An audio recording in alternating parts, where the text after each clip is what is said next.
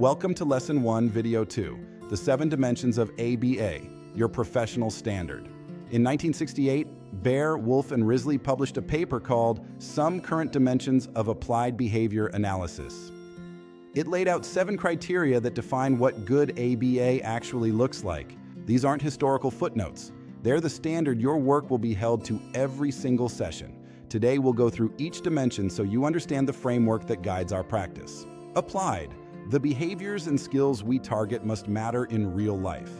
ABA doesn't teach skills for the sake of teaching skills. Every program and session goal should improve a client's quality of life. If the skill doesn't matter in the real world, it shouldn't be targeted. We focus on what's functional for the client and their family. Behavioral. We focus only on what we can observe and measure. ABA describes actions, not emotions, not intentions. What could you see or hear? That's what you record. You already know this from our first video. Reliable data depends on describing behavior accurately, exactly as it happens. Analytic. Decisions must be based on data, not assumptions or instinct. You don't decide whether an intervention is working because it feels like it is. You decide because the data shows it. When data is flat, you bring it to your supervisor. When data shows a problem, the team adjusts the plan based on evidence, not guesswork. Technological. Procedures must be written clearly enough for any trained person to implement them correctly.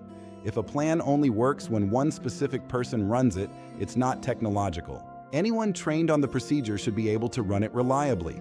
This consistency is what allows us to track progress across different staff and settings. Conceptually systematic. Procedures connect to the established science of behavior analysis. We can explain why we're doing what we're doing. ABA is not a bag of tricks. Not just it works, but here's the behavioral principle behind it. Every procedure has a scientific basis in how behavior is learned. Effective, the intervention must produce real, meaningful change. Good intentions are not enough. If a plan shows no improvement, it needs to be reviewed and changed. The standard is results, not just how hard we try. We are committed to ensuring our clients make actual progress toward their goals. Generality. Skills must last over time and transfer to new settings, people, and materials. A skill that only shows up at the therapy table is not a functional skill. We plan for generalization from the beginning, not as an afterthought. Mastery means the client can use the skill wherever and whenever they need it. 7 dimensions. The first letters spell ABATECH-G.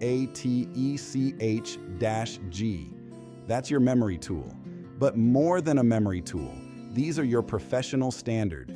Every session will be measured against these criteria.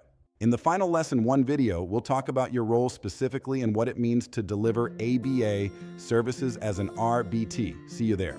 Next, Lesson 1, Video 3, ABA in practice, the foundation you're building on.